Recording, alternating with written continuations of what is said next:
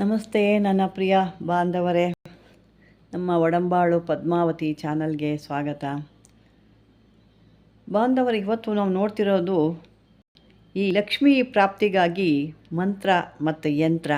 ಏಕೆ ಅಂತಂದರೆ, ಲಕ್ಷ್ಮಿ ಇಲ್ಲ ಅಂದರೆ ಅದು ಗೊತ್ತಿದೆ, ಹಣ ಇಲ್ದವನು ಹೆಣಕ್ಕೆ ಸಮಾನ ಅಂತ ಹೇಳ್ತಾರೆ. ಅವ್ರಿಗೆ ಬೆಲೆನೂ ಇಲ್ಲ, ಏನೂ ಇರಲ್ಲ, ಆ ರೀತಿ ಆಗಿರುತ್ತೆ. ಮತ್ತು ಏನೇ ಕೆಲವರು ವ್ಯವಹಾರಗಳೆಲ್ಲ ಮಾಡ್ತಿರ್ತಾರೆ ಪಾಪ, ಅದರಲ್ಲಿ ಯಾವುದೂ ಅಭಿವೃದ್ಧಿ ಆಗಲ್ಲ. ಒಂದು ಚಿಕ್ಕದಾಗಿ ಫ್ಯಾಕ್ಟ್ರಿ ಇಟ್ಕೊಂಡಿರ್ತಾರೆ, ಒಂದು ಚಿಕ್ಕದಾಗಿ ಅಂಗಡಿ ಇಟ್ಕೊಂಡಿರ್ತಾರೆ, ಅಥವಾ ಹೂ ಒಂದಿರ್ಬೋದು, ತರಕಾರಿದಿರ್ಬೋದು, ಸಾಕಷ್ಟು ಯಾವುದಾವುದೋ ಒಂದು ವ್ಯವಹಾರಗಳನ್ನ ಇಟ್ಕೊಂಡಿರ್ತಾರೆ, ದೊಡ್ಡ ಕೂಡ ಇಟ್ಕೊಂಡಿರ್ತಾರೆ. ವ್ಯಾಪಾರಗಳು ಆಗ್ತಾ ಇರೋದಿಲ್ಲ. ಈ ಕೆಲವೊಂದು ವ್ಯವಸಾಯಿಗಳಲ್ಲಾಗಲಿ ಒಂದು ಬಲ ಇರಲ್ಲ ಅಂತ ಹೇಳ್ತೀವಿ. ಒಂದು ರುಜುಬಲ ಇಲ್ಲ, ಅವನಿಗೆ ಒಂದು ವ್ಯವಸಾಯದ ರುಜುಬಲ ಇಲ್ಲ ಅಥವಾ ವ್ಯಾಪಾರದ ರುಜುಬಲ ಇಲ್ಲ ಅಂತ ನಾವು ಒಂದು ಹಾಡು ಭಾಷೆಯಲ್ಲಿ ಹೇಳ್ತೀವಿ. ಅಂಥದಕ್ಕೆಲ್ಲ ಇದು ಲಕ್ಷ್ಮೀ ಪ್ರಾಪ್ತಿ ಮಂತ್ರ ಅಥವಾ ಯಂತ್ರ ಅಂತ ಬರುತ್ತೆ. ಇದು ವ್ಯಾಪಾರದಲ್ಲಿ ಭಾಳ ಪ್ರಾಪ್ತಿ ಅಂತ ಕೊಡುತ್ತೆ.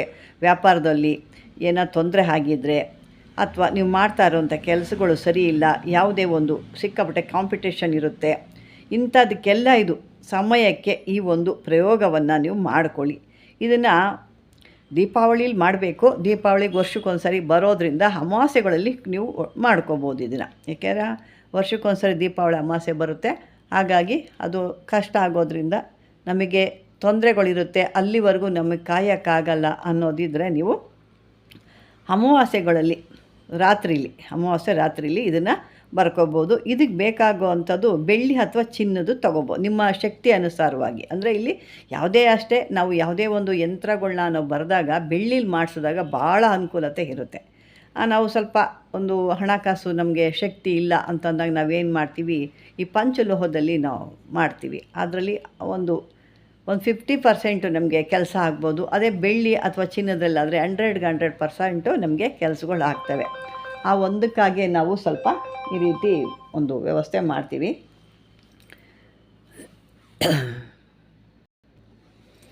ಈ ರೀತಿಯಾಗಿ ಮಾಡಿಕೊಂಡು ನೀವು ಇದನ್ನು ಬರೆದು ಆ ಒಂದು ಅಮಾವಾಸ್ಯೆ ಇದರಲ್ಲಿ ಇದಕ್ಕೆ ಯಾವುದೇ ರೀತಿ ಮಂತ್ರ ಎಲ್ಲ ಏನೂ ಇಲ್ಲ. ನೀವು ಮಂತ್ರ ಅಂದರೆ ಶ್ರೀ ಸೂಕ್ತ ಅಂತ ಬರುತ್ತೆ, ಆ ಶ್ರೀ ಸೂಕ್ತನ ಹೇಳ್ಕೊಳ್ತಾ ಇರಬೇಕು. ನೀವು ಹೇಳಿದಷ್ಟು ಭಾಳ ಅದ್ಭುತವಾಗಿ ಕೆಲಸ ಮಾಡುತ್ತೆ. ಇದನ್ನು ಬರೆದು ಈ ಅಮಾವಾಸ್ಯೆಗಳಲ್ಲಿ ರಾತ್ರಿಲಿ ಬೆಳಿಬೇಕು. ನಾನು ಹೇಳಿದ್ನಲ್ಲ ಮೊದಲೇ, ಬೆಳ್ಳಿ ಅಥವಾ ತಾಮ್ರ ಅಥವಾ ತಾಮ್ರದ ತಗಡು ಅಥವಾ ಚಿನ್ನ ಇದ್ದರೆ ಚಿನ್ನದ್ರಲ್ಲಿ ಕೂಡ ಮಾಡ್ಕೊಬೋದು, ನಿಮ್ಮ ಶಕ್ತಿ ಅನುಸಾರವಾಗಿ. ಬರೆದುಬಿಟ್ಟಿದ್ದನ್ನ ಒಂದು ಶುಭ ಮುಹೂರ್ತದಲ್ಲಿ ಪೂಜೆ ಮಾಡಬೇಕು. ನಿಮ್ಮ ಆ ಲಕ್ಷ್ಮಿ ಹತ್ರನೋ ದೇವ್ರ ಮೇಲೋ ನೀವು ಇಟ್ಟು ಅದ್ರ ಮುಂದೆ ಇಟ್ಬಿಟ್ಟು 16 ಹಣತೆ, ಮಣ್ಣಿನ ಹಣತೆಗಳನ್ನ ಹಚ್ಚಿಡಬೇಕು. ಇದನ್ನು ಏನು ಒಂದು ಬರಿತೀರಲ್ವ, ತಾಮ್ರದ್ದೋ ಅಥವಾ ಬೆಳ್ಳಿಲ ಏನು ಬರಿತೀರಲ್ವ, ಆ ತಗಡ ಹತ್ರ ಪೂಜೆಗೆ ಇಟ್ಬಿಟ್ಟು ಎಲ್ಲ ಆದಮೇಲೆ 16 ಒಂದು ಮಣ್ಣಿನ ದೀಪಗಳು ಹಚ್ಚಿ 101 ಸಾರಿ ಶ್ರೀ ಸೂಕ್ತವನ್ನು ಹೇಳ್ಕೊಳ್ತಾ ಇರಬೇಕು. ಶ್ರೀ ಸೂಕ್ತ ಅದು ನಿಮಗೆ ಸಿಕ್ಕಿಲ್ಲ ಅಂದರೆ ಗೂಗಲ್ ನೋಡಿದ್ರೆ ಶ್ರೀ ಸೂಕ್ತ ಅಂತ ಬರುತ್ತೆ. ಅದನ್ನು ಬೆಳಗ್ಗೆಯಿಂದ ಸಂಜೆ ತನಕ ಹಾಕ್ಕೊಂಡು ಕೂಡ ಕಿವಿ ಕೇಳಿಸ್ಕೋಬೋದು. ಅಷ್ಟು ನಮ್ಗೆ ಹೇಳೋಕ್ಕೆ ಕಷ್ಟ ಆಗುತ್ತೆ. 108 ಸಾರಿ ಎಲ್ಲಿ ಹೇಳೋದು ಅಂದರೆ 101 ಸಾರಿ ಎಲ್ಲಿ ಹೇಳೋದು ಅಂದರೆ ನೀವು ಕೂಡ ಅದನ್ನು ಕೇಳಿಸ್ಕೋಬೋದು. ಹಾಕ್ಬಿಟ್ಟು ಕೇಳಿಸ್ಕೊತಾ ಇದ್ದರೆ ನೀವು ಆಗುತ್ತೆ. ಇಲ್ಲ ಅಂದರೆ ಪಠಣೆ ಕೂಡ ಮಾಡ್ಬೋದು. ಅದೇನು ಒಂದು ಸಾರಿ ಅಂದರೆ ಒಂದು ಮಾಲೆ, ನಾನು ಹೇಳ್ತೇನೆ 108 ಬಾರಿ ಎಲ್ಲ, ಒಂದು ಮಾಲೆ ಅದು ಹೇಳ್ಬೇಕಾಗುತ್ತೆ. ಮತ್ತು ಸುಸೂಕ್ತವನ್ನು ಅದನ್ನು ಅಂದರೆ ದಿನ ನಿಮ್ಗೆ ಎಷ್ಟು ಸಾರಿ, ದಿನಕ್ಕೆ ಬೆಳಿಗ್ಗೆ ಮಧ್ಯಾಹ್ನ ಸಂಜೆ ನೀವು ಕೇಳ್ತಾ ಇದ್ದಷ್ಟು ಅಥವಾ ಹೇಳ್ತಾ ಇದ್ದಷ್ಟು ನಿಮಗೆ ಆ ಲಕ್ಷ್ಮಿಯ ಆಗಮನ ನಿಮಗೆ ಪ್ರಾರಂಭ ಆಗೋಗ್ಬಿಡುತ್ತೆ. ಇದನ್ನು ಪ್ರತಿದಿನ ನೀವು, ಇದು ಬುಕ್ಸ್ ಕೂಡ ಬರುತ್ತೆ, ಶ್ರೀ ಸೂಕ್ತ ಅಂತ ಬುಕ್ಸು ಬರುತ್ತೆ ನಿಮಗೆ. ಅದನ್ನು ತೊಗೊಂಡು ಕೂಡ ನೀವು ಓದ್ಕೋಬೋದು. ಕೂತ್ಕೊಂಡು ನೀವು ಪೂಜೆ ಮಾಡೋ ಸಮಯದಲ್ಲಿ ಅಥವಾ ಬೆಳಿಗ್ಗೆ ಅಥವಾ ಮಧ್ಯಾಹ್ನ ಸಂಜೆ 3 ಸಮಯ ಕೂಡ ನೀವು ಆದಷ್ಟು ಬೇಗ ನಿಮಗೆ ಆ ಮಹಾಲಕ್ಷ್ಮಿ ಆವಾಹನೆ ಆಗುತ್ತೆ. ಅಂದರೆ ಮನೆಗೆ ನಿಮಗೆ ಬರೋಕ್ಕೆ ಶುರು ಮಾಡ್ತಾರೆ. ಯಾವುದೋ ಒಂದು ರೀತಿಯಲ್ಲಿ ಒಂದು ವ್ಯವಹಾರ ಮಾಡ್ತಾ ಇದ್ದೀರಾ, ಅದರಲ್ಲಿ ನಿಮಗೆ ಏಳಿಗೆ ಇಲ್ಲ ಅಂದಾಗ ಇದನ್ನು ನೀವು ಮನೆಯಲ್ಲಿ ಮಾಡ್ತಾ ಈ ಒಂದು ಶ್ರೀ ಸೂಕ್ತವನ್ನು ಓದ್ತಾ ಇದ್ದರೆ ನಿಮಗೇನಾಗುತ್ತೆ, ಆ ಮಹಾಲಕ್ಷ್ಮಿಯ ನಿಮ್ಮ ಮನೆಗೆ ಆಗಮನ ಆಗಿ ಪ್ರಾರಂಭ ಆಗುತ್ತೆ. ಪ್ರತಿದಿನ ಇದನ್ನು ಹೇಳ್ಕೊಳ್ಳಿ. ಮತ್ತು ಇದು ಒಂದು ಅದ್ಭುತವಾದಂಥದ್ದು. ಸಾಧ್ಯ ಆದಷ್ಟು ಒಂದು ಚಿಕ್ಕದು, ಏನು ಜಾಸ್ತಿ ಬರೋಲ್ಲ, ಆ ಚಿಕ್ಕದು ಒಂದು ಬೆಳ್ಳಿ ತಗಡು ತೊಗೊಂಡು ಬರ್ಕೊಳ್ಳಿ. ಇನ್ನೇನು ನೆಕ್ಸ್ಟ್ ಒಂದು ಇದರಲ್ಲಿ ನಿಮಗೆ ಅಮಾವಾಸ್ಯೆ ಕೂಡ ಬರ್ತಾ ಇದೆ, ಒಳ್ಳೆಯ ಅಮಾವಾಸ್ಯೆ ಕೂಡ ಬರ್ತಾ ಇದೆ ಅಂಥ ಸಮಯದಲ್ಲಿ ಇದನ್ನು ಬರ್ಕೊಂಡು ಇದನ್ನು ಸಿದ್ಧಿ ಮಾಡಿಕೊಳ್ಳಿ. ಮತ್ತು ಇನ್ನೊಂದು, ಸಾಕಷ್ಟು ಸಿದ್ಧಿ ಮಾಡಿಕೊಂಡ್ರೆ ಇವೆಲ್ಲ ಆಗೋದು. ಅವತ್ತೇ ಮಾಡಿ ಅವತ್ತೇ ಹೇಳ್ತೀವಿ ಅನ್ನಲ್ಲ, ಹಾಗಲ್ಲ. ಇದಕ್ಕೆಲ್ಲ ಮಾಮೂಲಿ ಏನು ನೀವು ಪೂಜೆ ಹೇಗೆ ಮಾಡ್ತಿರೋ ದೇವ್ರಿಗೆ ಅದೇ ರೀತಿ ಹಣ್ಣು ಹೂವು ಒಂದು ಪ್ರಸಾದ ಅಂದರೆ ಒಂದು ನೈವೇದ್ಯ ಇವೆಲ್ಲ ಇಟ್ಟು ದೇವ್ರ ಮುಂದೆ ಇಟ್ಟು ಇದನ್ನು ಪೂಜೆ ಮಾಡಿ ಇಡಬೇಕಾಗುತ್ತೆ ಅಷ್ಟೇ. ಬೇರೆ ಏನು ದೊಡ್ಡದಾಗೇನು ಇದಕ್ಕಾಗೇ ಒಂದು ಖರ್ಚು ಮಾಡಬೇಕು ಅನ್ನೋದೇನೂ ಇಲ್ಲ.